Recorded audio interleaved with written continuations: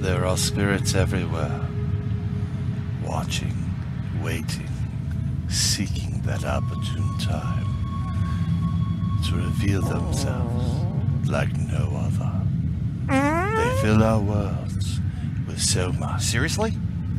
You didn't just do that. You farted on the promo? What's wrong with you? I thought you were a professional. Go away.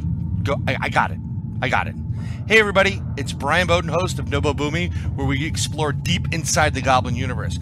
We have an amazing show that covers the paranormal, conspiracies, music, art, entertainment, trending topics, and so much more.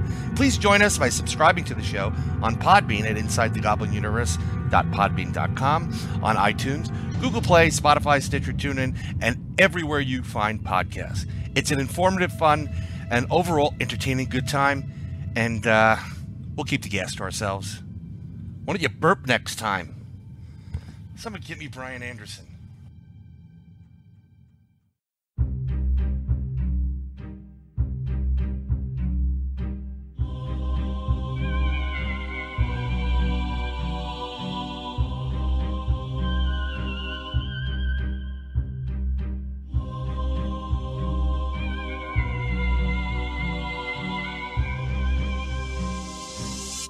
Welcome to Paranormal Heart, a place where people can talk about their paranormal experiences. With your host, Kat Ward.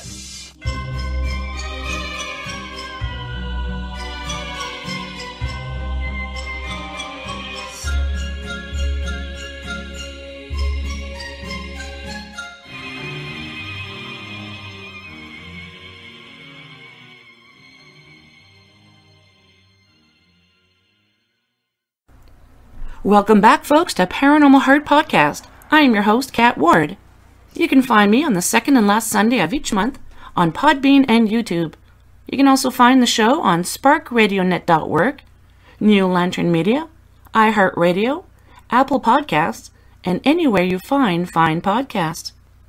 Paranormal Heart provides a safe place for people to share their paranormal experiences, whether it's ghosts, aliens, dogman, sea monsters, or gnomes. This is a place to discuss what you have encountered. Folks, this episode is a milestone for the show. This marks Paranormal Heart's 3rd year. So I dedicate this episode to all you listeners from around this big, blue, beautiful globe of ours. Thank you so much for showing the love and support by tuning in. It simply amazes me that this little show of mine is heard from people from so many countries around the world. You're all so amazing, and I appreciate you all. Thank you.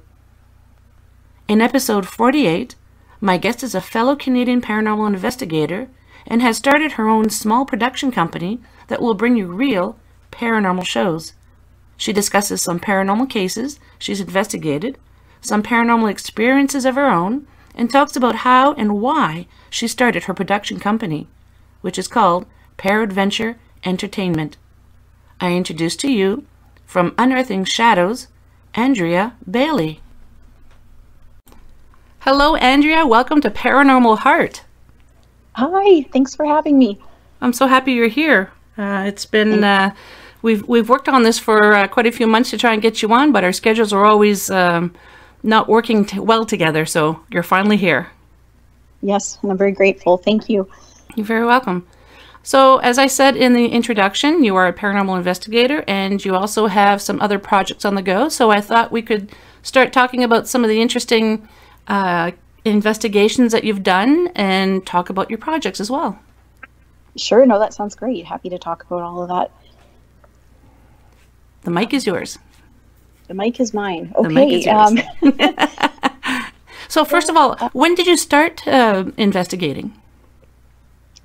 I don't really want to use the term professionally, but I guess on a very invested interest level.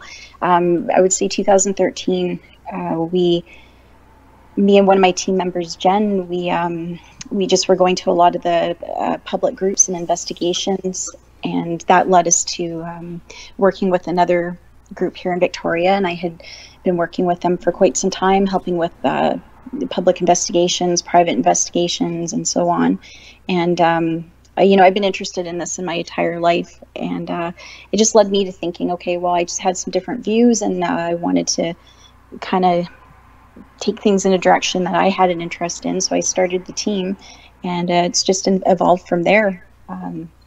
We typically we like to do honest, sound investigating and research. Like for us, like, we love the adventure and the excitement behind it, like, no doubt. But the more reason why we do it is because we really do document and try to find real answers to what's going on, whether it's, we can come up with a reasonable explanation, or if perhaps there is something paranormal. So that's kind of where our journey has taken us, and it led to starting to document what we do.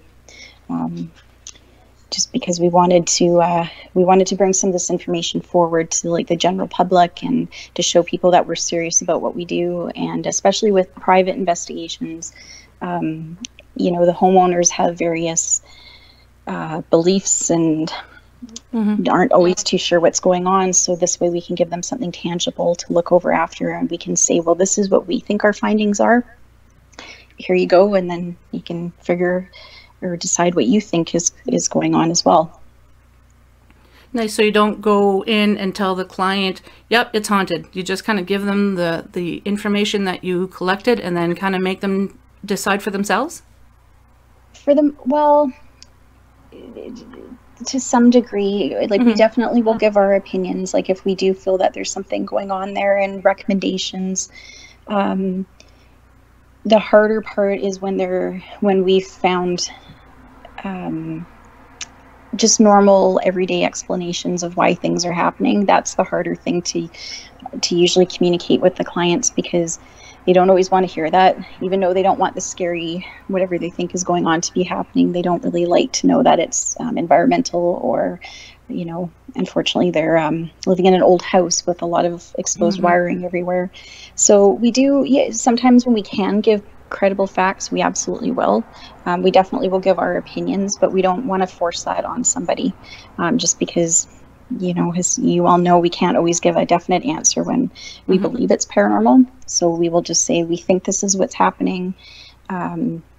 We very seldomly will ever say, like, the spirit we believe is here's this spirit. We will say, these are the names that have come through. This is what we can associate with this supposed haunting. So we just try to keep to the facts. Nice. I found that clients that we have as well, if we tell them that, because they always think it's demons, no matter what. And when we tell them that it's not, or it's, you need to get your circuit breaker checked, or whatever, they're kind of, I want to say disappointed, but yeah, they're kind of disappointed because, like you said, they don't want it to be haunted, but they kind of get,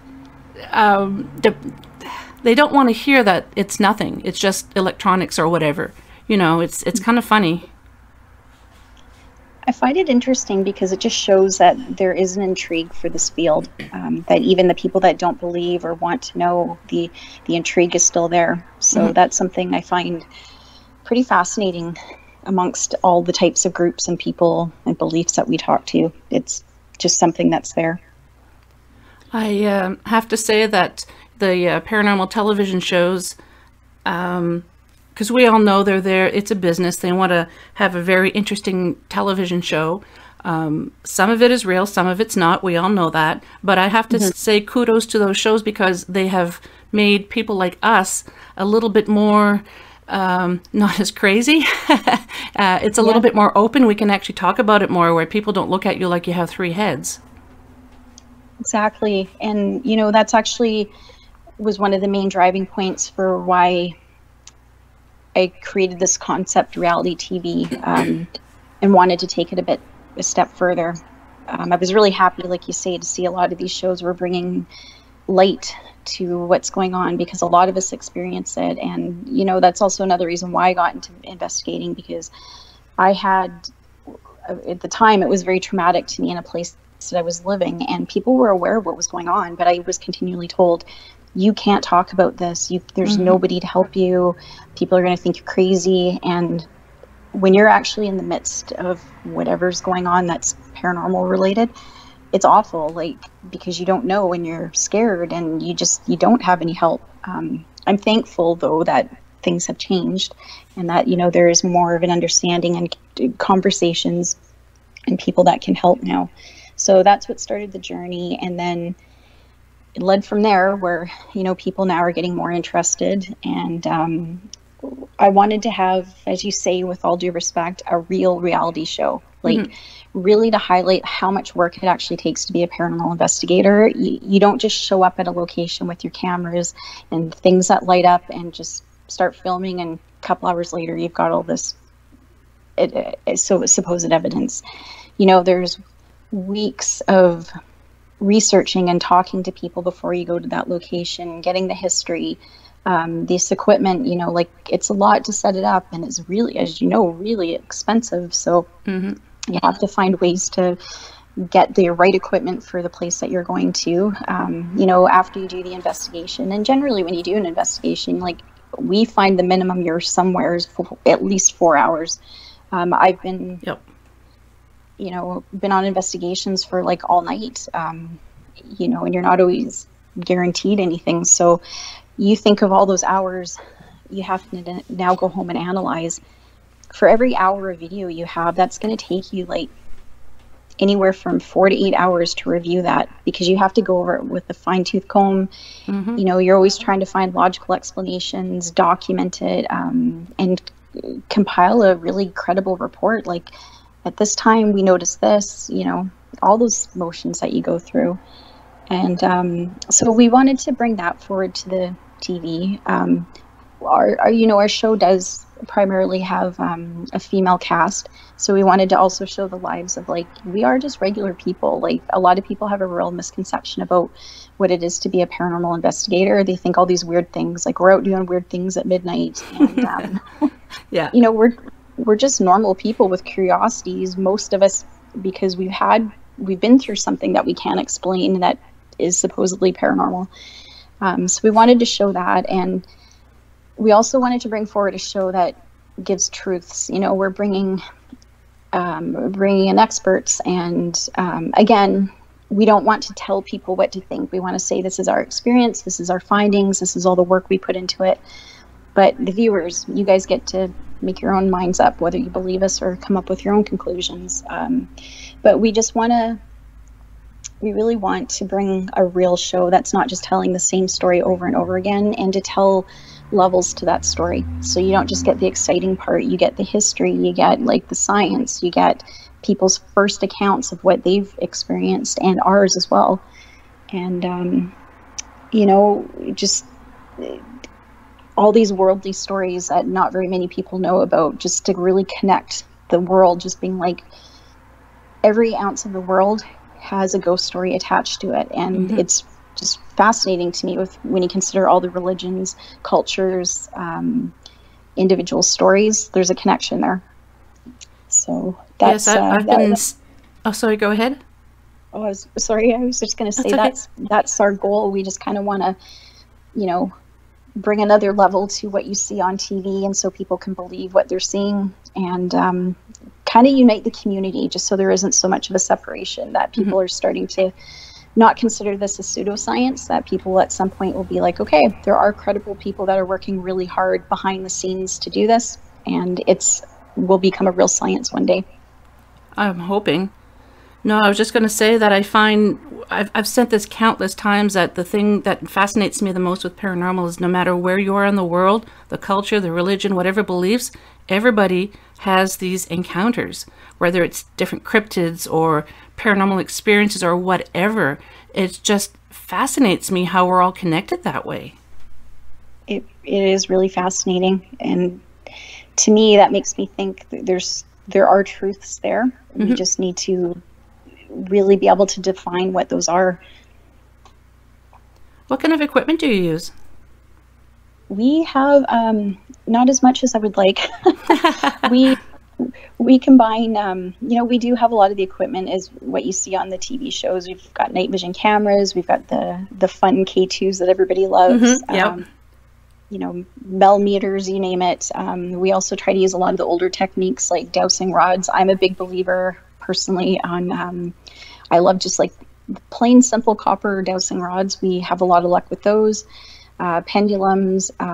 We've even got things like door stoppers or anything that makes a noise. So when we're not in a particular room, we have triggers, motion sensors. Yep. We've got high-tech EVP recording equipment.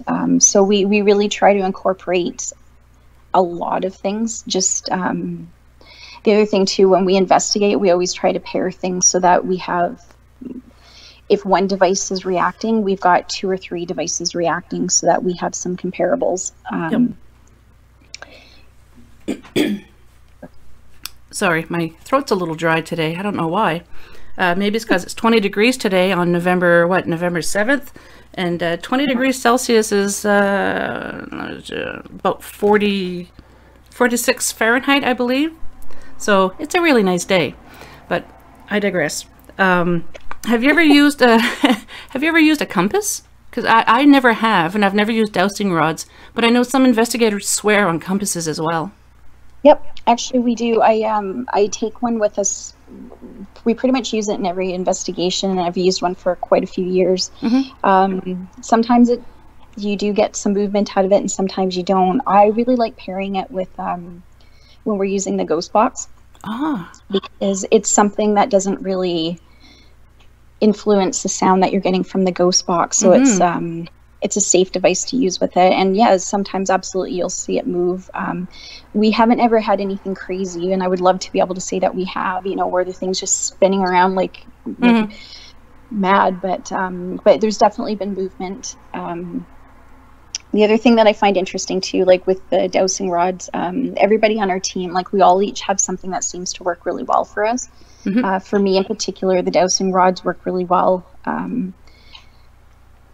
I find, I don't know, I just like them because it's just a simple tool. And again, it's something that you can always use with your electronic devices because it will not affect those electronic devices. Exactly. So we've had a lot of luck with that, where the K2 will be going off and then we'll be using the dowsing rods. We've also used it too with the ghost box because it's interesting to see if we're kind of getting the same responses. And a lot of the times you do, sometimes you don't. But no, I think they're amazing. And I really do like, I think there's so many different types of dowsing rods you can get. It's just my personal preferences. I love just go to the store, get some copper wire, like pure copper wire, bend it and use those. Like copper is really good at conducting electricity, and I find those have worked the best for me. That was going to be my next question, if you purchased it or already made, or if you put it together yourself. So you read my mind. Awesome. Love it. And again, like I'm not at all, like I think there's some very lovely ones and they work really well if you were to purchase them, and they're definitely well worth the money.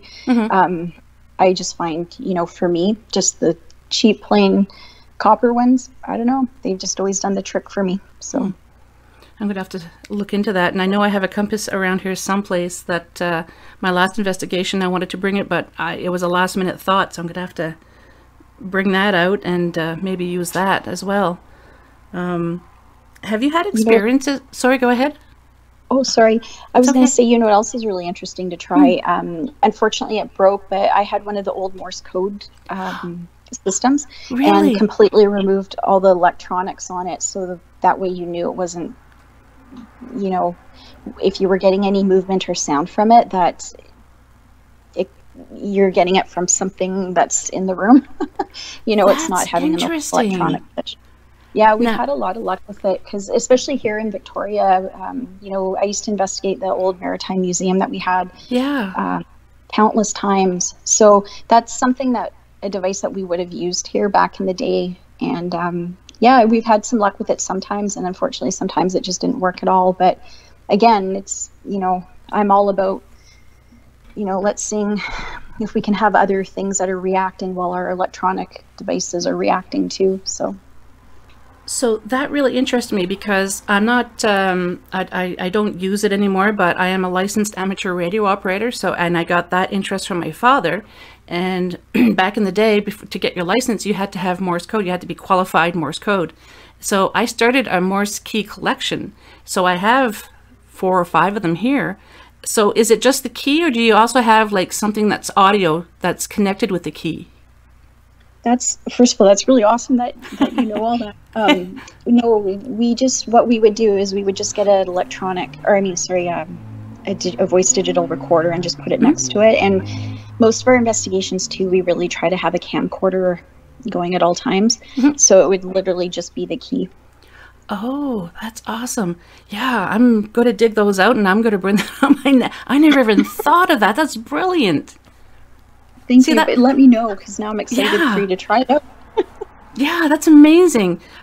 This is what I like about, okay, now it's a cliche term, but para-unity.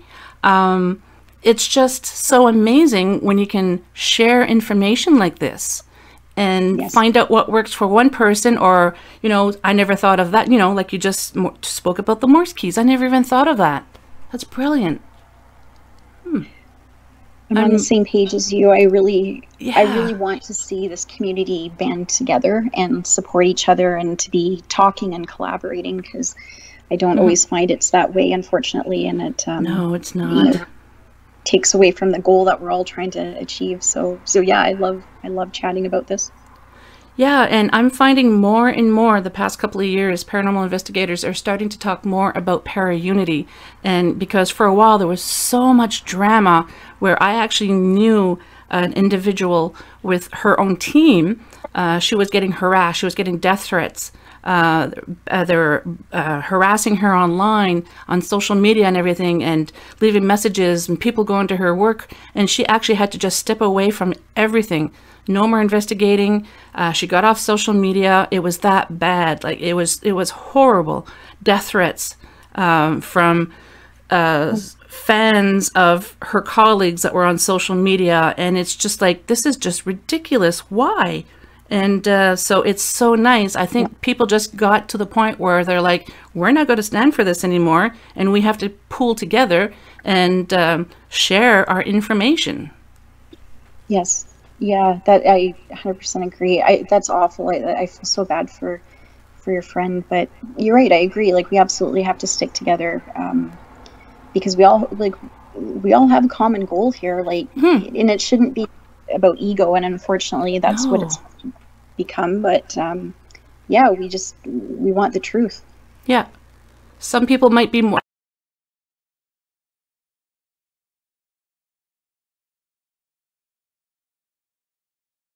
Them, you know, just help educate other people as well who want to know. So exactly. Yeah, this para-unity I'm totally for. Me too. I love it. Yeah. Did you ever have experiences when you were younger, like paranormal experiences?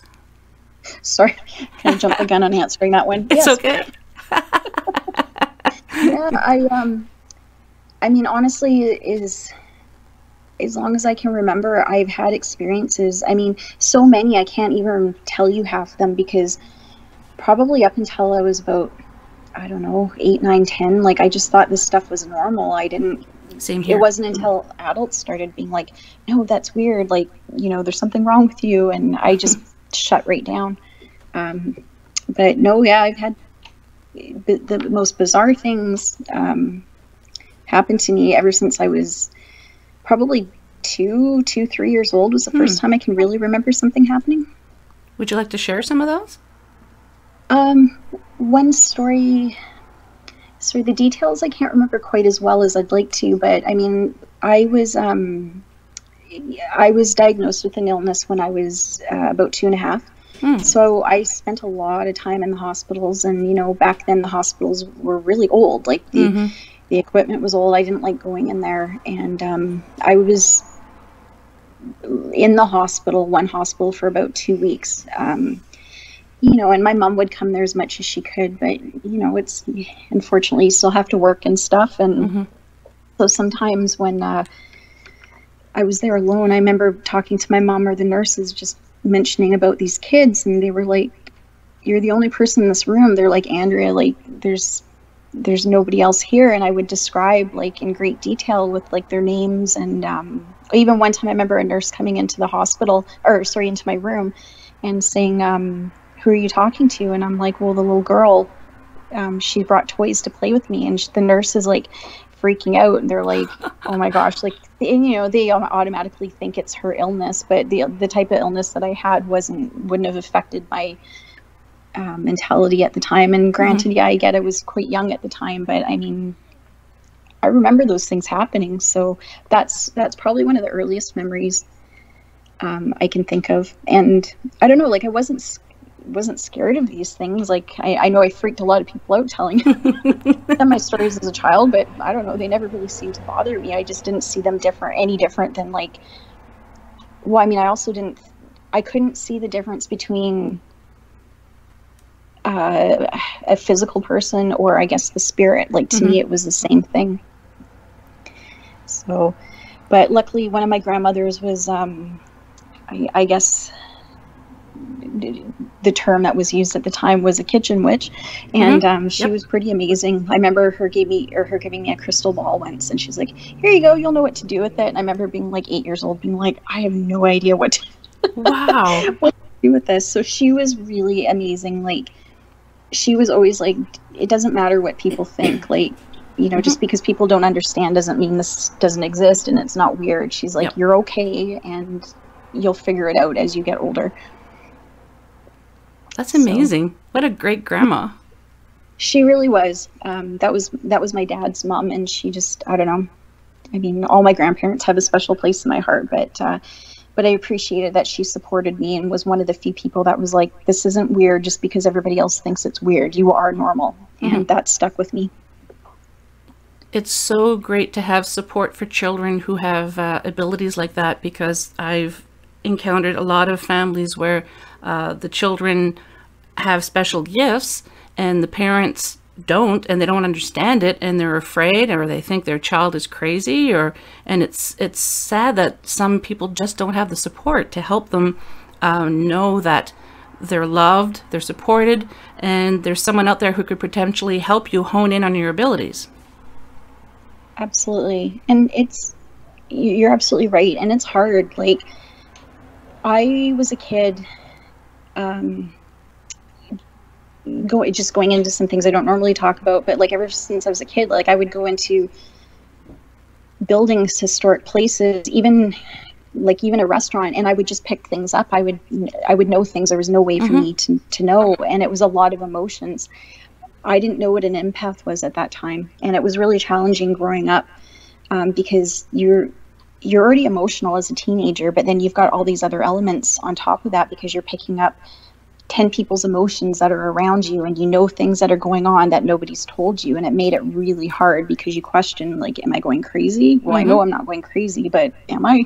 Yeah. You know, and then you're emotional all the time because you're just feeling sad for everybody, and you just want everybody to be happy and okay. And, you know, it just, it would have been really great. And I'm not the only one. Like, I've talked to so many people who said the same thing. They just wished people would talk to them, and not in like a way where it's kind of like, oh, you're weird, we have to quietly talk about it, but have an open conversation saying, lots of people actually experience this. You're not alone. This is normal. You just have to learn to separate what you're picking up from your own, and it just ways to make life a little bit easier for you. But mostly that, you know, a lot of people do experience or have these gifts, and we just don't talk about it. And even now, I mean, it's great more people are, but it's interesting, people that you have in your life that, you know, have been dealing with these things for 40, 50, 60 years, and only now they start talking about it. And it's nice to see. So I see a change ahead. I was mentioning, I think it was my last episode, that I had a family member who had a drinking problem.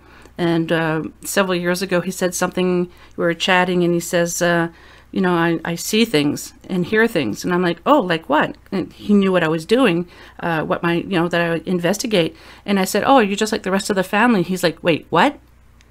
And all his life, he didn't know that he had aunts, uncles, cousins who also had abilities, and he thought he was the only one. And to help cope, he would start drinking. And it's like, no, you're not the only one. Seriously, like, you're not going crazy. So, yeah, it's just, it's horrible when someone has to go through that. Yeah, it is. It's, Yeah, I mean, you're right. Like, you feel so bad thinking like, oh, this could have been so much easier on you. And, it just, like anything, it just, the more we talk about it, the more we understand, the more we have answers. And, just nobody really wants to feel like they're the only one or alone. No, so exactly. Everyone wants to be wanted and Yes, understood. yes. Yeah. Tell us about some of the investigations you've done. Sure.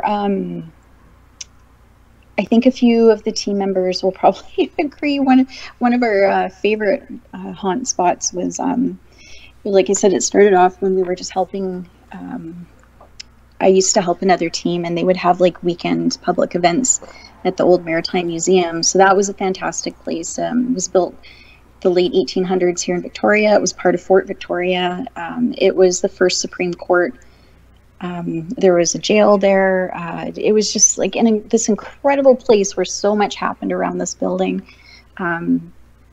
So that was really fun. I've spent countless nights there. And that's a building you can't walk in and not feel let down when you walked out. Like, you will experience something there within like a half an hour of being in that building. Wow. Like, it is amazing. It's a really good, it's got its cautious areas, and it has its very like, oh, you don't have to worry, but you definitely can sense people are around. Like, it's great for visuals. Lots of shadowing happening there. Really good place for orbs. Sound. It's a very active place, so I don't really find it's a place where you get a lot of residual energy. But it's pretty neat when you're in one of the rooms and you hear piano playing and you're like, oh, where did that come from? But the resident judge used to play piano in his quarters there. Nice. It's just amazing. And like everybody on the team, our team has changed a bit over the years, but the current team members who investigated there as well will say the same. Like, it was just one of our favorite places. And it was really interesting too, because we would always split up into teams. And so when we'd go into a certain area, we would always document things as best we could. And then at the end of the night, we'd all have very similar experiences, even though we hadn't talked about those experiences while the investigation was happening. It was just, I don't know, it was just such a fantastic place. Unfortunately, the building is really unsafe right now, and so it's been condemned for a couple of years, so we don't really know the fate of it. That's too bad. Yeah, it is really too bad, because it's just, everybody knows about the Maritime, sorry, I shouldn't call it that. It became the Maritime Museum for a while, but the courthouse. The courthouse is just like, everybody knows about it. If anybody's interested, it's just in Bastion Square, and if you Google the Victoria, or the first Victoria courthouse, like, there's so much information on the net or internet about it. It's a pretty fascinating place. But we've got some pretty good captures there. I should probably mention too, before you go on, that's in British Columbia, Canada. I know you're there, so the listeners don't know. It probably helps. Yes, and I apologize in advance, because when I speak, I'm always like, oh, everybody knows what's going on in my head. Then I realize they don't. Well, yeah, I was just realizing, it's like, oh, yeah. Oh, wait a minute. I don't think we mentioned where. So yes, no, I appreciate that. And here, like, Victoria is amazing too, because like, we're considered one of the top 5 most haunted places in North America. Some people really argue that we are the most haunted area. There's a lot that goes on here. It seems like a sleepy little town, but it's a pretty heavily place where there's a lot of dark practices and groups that perform and do things around here. There's some great communities of white witchcraft. We do have some history from like the 1800s, up until now, that have caused some of the hauntings. Pretty much when you're downtown Victoria, you walk into any building and everybody will tell you a ghost story from each of the buildings. And Nice. The great thing about that is that there is history to back that up. One of the other places that we thought was pretty neat was Old Moore's Tobacconist. So that's on Government Street, right downtown by the Inner Harbor. And that business has been there for I believe it's been in operation for over 100 years or around 100 years. Like, it's been there for quite a long time. So it was really neat. You hear all these stories about the underground tunnels in Victoria, and a lot of people say they don't exist. But if you go into their basement, you can actually see the opening of where the tunnels were sealed up. There were lots of limitations and things at the time about not being allowed to sell alcohol and tobacco. So there was a lot of illegal trades running through these tunnels, as well as the opium trade was actually pretty prevalent here. And so yeah, that was a really fascinating building to be like, see, some of these folklore tales actually are true. Are there any underground tunnels that are open that you would have been able to do investigations? Because that would be really interesting.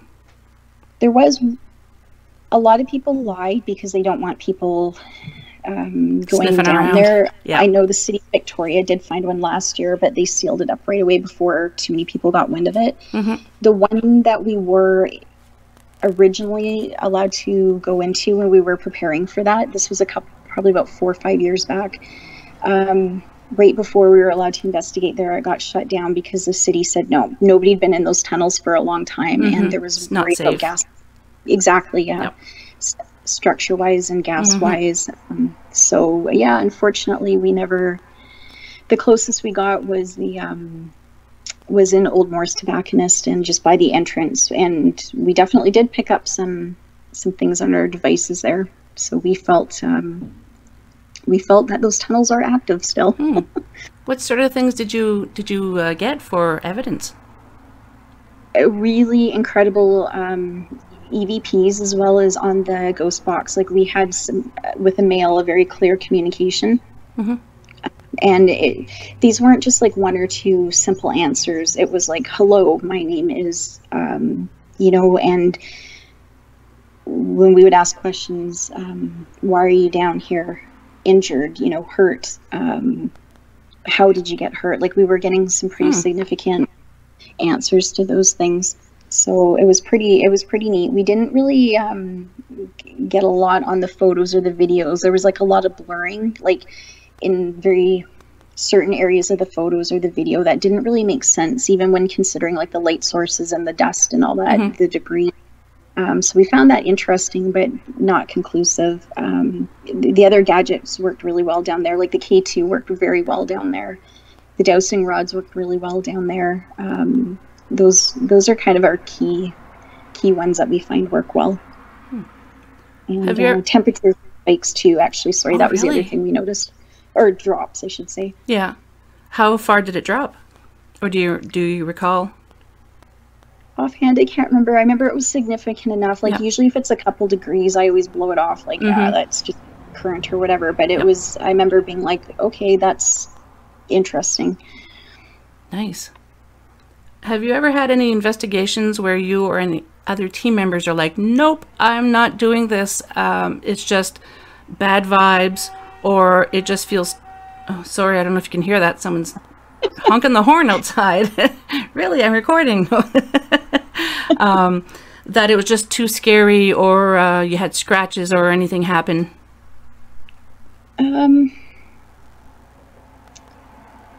On some investigations, it's more been like in certain rooms where people won't go in. That's the one thing, is like, I never, ever, ever want anybody to feel like they have to do something that they don't feel comfortable with. If they're telling me they're feeling really uneasy or just that they seem off, we just say, okay, just, either take a break from what we're doing right now, or just, you don't have to go into that room. There was only one time, and it was at an outdoor location, where it was attached to like a local story that comes up like every year, about this one ghost that people always try to go see. And just that team member, just once we got there, didn't feel comfortable, and just, she wanted to wait on the other side of the road. But that, I think it was more, I think there was a lot of things making her uncomfortable, just not necessarily the situation. It was more just being there at night, worried about being on the property, that sort of thing. Okay. But no, I think everybody on the team is pretty good. They're pretty dedicated. Like I say, we take a lot of precautions. We always do our protection rituals. We each have our own little things that we do on investigations that we feel safe, or to keep us feeling safe. And I've got a rule too, that if somebody seems affected, once, okay, we'll give it another try. If it happens again, that's it. You're out of that room, or we're going to stop. You're just not going to participate in the investigation anymore, just to keep people safe. So it's more of that than people being like, nope, I'm not doing this anymore. Yeah. Do you, after an investigation or even before, do you sage, or do you have holy water, or say prayers, and just like, because I know a lot of teams do that, and some teams don't do anything because they don't want to have anything that's going to hinder anything that might, if they're too protected, they're not going to get any evidence, they believe. Right. No, we definitely will do things to keep us protected. I don't, with typical investigations, no, we don't sage or use any of those kind of scented practices before. A lot for that reason. We want to see what people are really experiencing, but we do try to use, we do have rituals where it's very simple, like we're just asking the energies of the earth and, just to keep us safe. And we all also have our own individual practices that we do. For example, I have this cross that I had found when I was in England that's like hundreds and hundreds of years old. And wow. For me, that just makes me feel safe. And I wear that through every investigation. I also keep things like jet or obsidian or any of the darker stones with our equipment, just because I feel that still allows things to happen, but it keeps our equipment safe and keeps connections from actually connecting.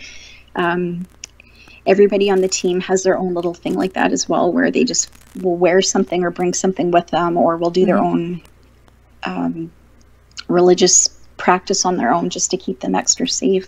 And then we'll usually do something at the end too, just to be like a separation, just be like very, very respectful. Like, we always go in there with love and appreciation, and just, we're not here to harm you. We're not here to cause any disrupt or upset. We just want to communicate if you want to communicate. And at the end, just to be like, okay, we're closing this down. You are not allowed to follow us home, that sort of thing. We respected you, respect us. So we do those types of things. So you don't provoke. That's good. No, we really try not to. I mean, the only time, I guess it's not really provoking, but when something is obviously affecting you, I and some of the other team members will get, I don't want to say aggressive, but we will stand up for ourselves. Often using the rule of 3, you are not allowed to cross this line, back off, and just get forceful in that way, just when we need to. But no, I don't. The way I look at things, you wouldn't walk into a Starbucks or a Tim Hortons and just stand there and look at a stranger and be like, you tell us right now your life story, and be aggressive about it. Yep. So I try to, look at it the same way when we're investigating. We're entering their space, and,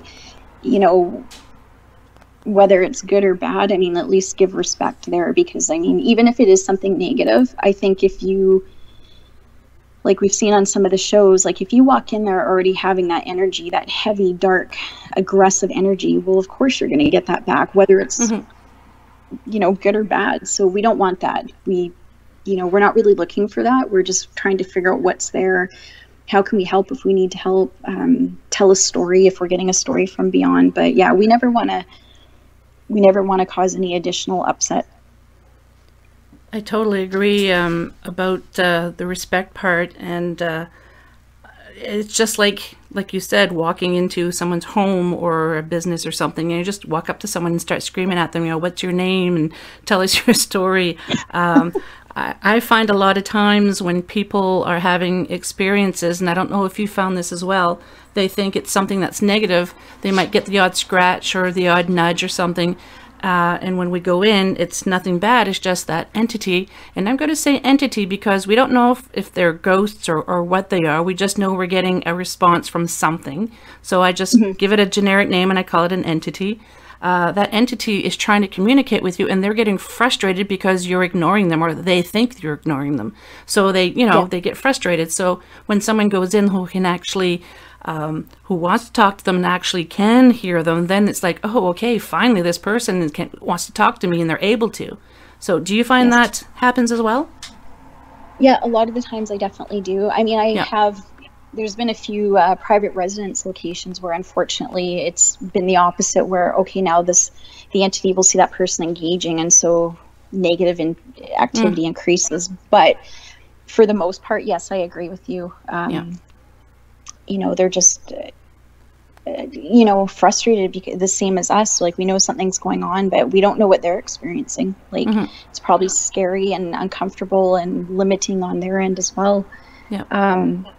One example I could give is, and really this was kind of the tipping point for me, for really realizing what's going on and to really kind of dive into this on a bit more of a serious level. I had just moved back to Victoria, and I was living in this townhouse, and things started happening pretty much immediately. And I was living by myself. It was just me and my cat. And what started freaking me out was my cat was starting to respond to things. And I mean, it was terrifying. Like, at this point, I had never experienced, like, I really thought what I was experiencing you'd only see in like horror movies.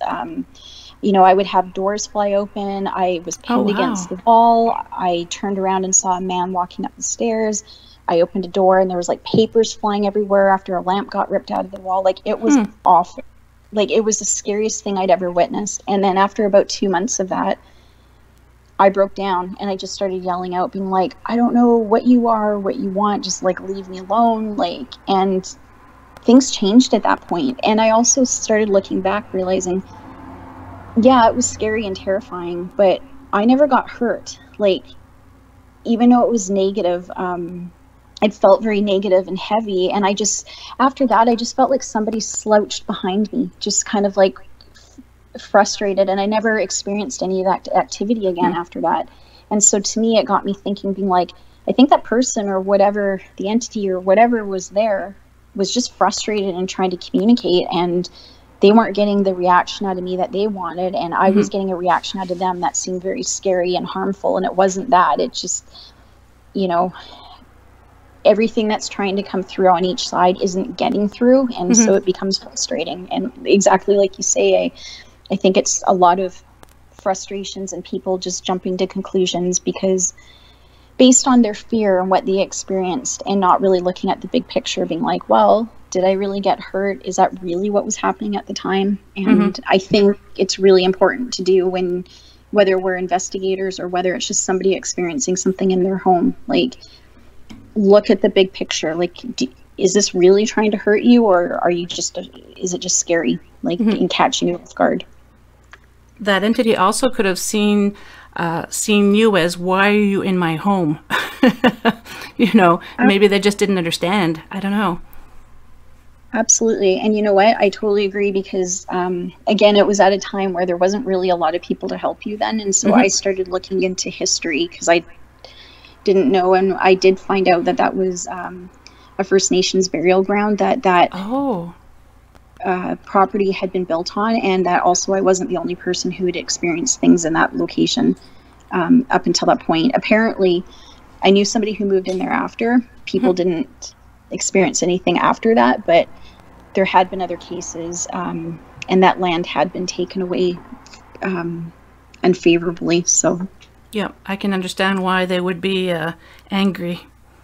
Yep, absolutely. Yeah, I totally agree. And at that point, I'm like, you know what, fair enough. I mean, I'm sorry I didn't know, but totally get why you're upset. Yeah, and what I said earlier about if you're having a negative experience, it's not always a negative entity, it's just frustrated. That doesn't happen all the time. I'm not saying all these instances are good entities. It does happen that the bad experiences you're happening, they're negative entities. So I just want to throw that out there. You're absolutely right. And you're right. Like, I think there's so many things that we could look at to why things are happening. And also too, I mean, like, us, the living, you know, like, we're not always the kindest or nicest people too. And maybe they actually are really nice entities, but they're reacting to how we are. Totally agree. Why don't you tell us, before we have a few more minutes here, tell us a little bit about your project with your I keep wanting to call it a network, and I know it's not a network. I apologize. Production company? Production company, yes. Yeah, we'd been working on a few projects for a number of years, and we had previously been with an established production company. We just at this point found it was better to start our own. So we have a legally registered production company called Paradventure Entertainment, and our first project that we want to do is we're just starting to pitch a series concept called Unveiled, and we're pretty excited about it. It was, again, the premises, and with all due respect, we just want to do a real reality show and just kind of give a more spotlight on what it's like to be a paranormal investigator from A to B. And I don't know, we're pretty excited about it, and we're pretty confident. We put a lot of work into this. There's so many amazing people that are linked or working in the show in some aspect or another, and I am so grateful for everybody's involvement and support, because it's just a really good team, and everybody really brings something unique to the table. So I'm very excited to see what we can do, and we're hopeful. We're hopeful we can get onto the big screen, and if not, then you know what, that's fine. We've had a really great adventure, and you know, so it always leads to somewhere. Exactly. So that's project one. I hope you get a lot of luck with that, and get to be on the big screen. That would be so awesome. Then I can say, hey, I know that person. Totally. And we're definitely bringing you on an investigation, as I said. Oh, yes. Oh, that would be so cool. Thank you. Yeah, it would be fun to have you. And you were talking about a show earlier in the beginning. Is there a name for that show, or is it still under the I still want to call it a network. Good grief. Production company. Everything is kind of linked together. Like, our paranormal team is Unearthing Shadows Paranormal. The production company is Paradventure Entertainment. So the Paradventure Entertainment is the legal entity. And yeah, the show, the concept name, which we're hoping will stick this time, because you know how it changes 10,000 times. Yeah. It's Unveiled. We thought that was a good name for. I like that. Trying to, I don't know. It's always evolving, but right now, that's the keeper. Nice. Yeah, and as always, on the show notes, I will be adding all the links that you want me to add, so people don't have to frantically remember any names. They can just go to the show notes and click on it, and boom, it brings you right to all these links. Thank you so much for doing that. I've come to realize that the names seemed kind of cool at the time, but have become very complicated and long. Sorry. It's difficult choosing names. It really is. It really is, because you want something meaningful, something that represents what you're doing, and unique. And usually that equals long and complicated. Yep. Yeah. Well, I want to. Do you have any final thoughts? Do you have any suggestions for people who want to get into the paranormal, or if they want to reach out to you because they're having paranormal activity? Yes, we are always happy to help. And the other thing is, if we can't help you, we have a really good network of people we can refer you to. But we are thrilled to answer questions, help, whatever we can do. My advice for anybody wanting to get into the field, it always comes with a lot of caution. And the first question I always ask is, why are you doing this? If you're just doing it because you want to be that person who just wants to get the evidence and you know, get some fame out of it, this may not be the right field or opportunity for you. But if you have good intent, that you're curious, you're wanting to find out what's going on, take the time to really understand this field and what you could potentially be coming across. Because I tell you, you know, I'd like to say nothing ever scares me. That's BS. I mean, like, you will be unsettled, scared, everything jumping into this field. Do your research, form your own opinions, talk to others too to see what they think, understand the equipment that you're using, understand the location that you're going to, document everything, and just be as proactive as you can. But before you join anything, join other groups, join forums, talk to people who are investigators, talk to people who are researchers. Like, just get as much information as you can and never stop getting information once you've actually taken the next step, becoming an investigator. Some great advice. Thank you so much, Andrea, for helping me to celebrate my 3-year anniversary of Paranormal Heart. I really appreciate it. Well, thank you, and congratulations. I'm so excited for you. Thank you. Thank you. I'm kind of perplexed, or not perplexed, but I just never thought that I'd go beyond a couple of episodes. But like my friend Jim Mallard said, once you've gotten about 5 to 8 episodes under your belt, that's when you know if you're going to like it and you're going to stay with it. And 3 years later, so I think this is episode 47. So yeah, I'm really enjoying it. Oh, that's awesome. And selfishly, I hope you continue to do it for many years to come, because I think you're amazing. And oh, thank you. I love your platform. I think it's really great. Thank you. And thank you so much again. And you take care. And I wish you the best of luck in your, not network, good grief, production company. Oh, why? It's because it's so warm today. Canadian can't handle this in November. That's true. Yes. So good luck with everything, and much love and light to you, my friend. Thank you so much, and same to you. I appreciate it. Thank you. Okay, take care. You too.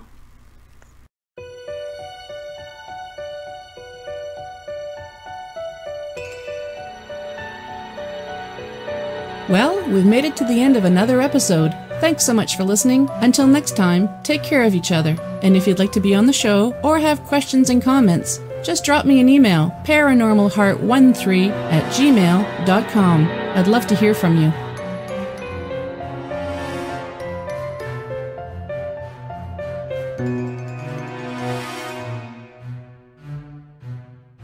Paranormal Heart would like to extend a special thank you to purpleplanet.com for supplying the music for the show.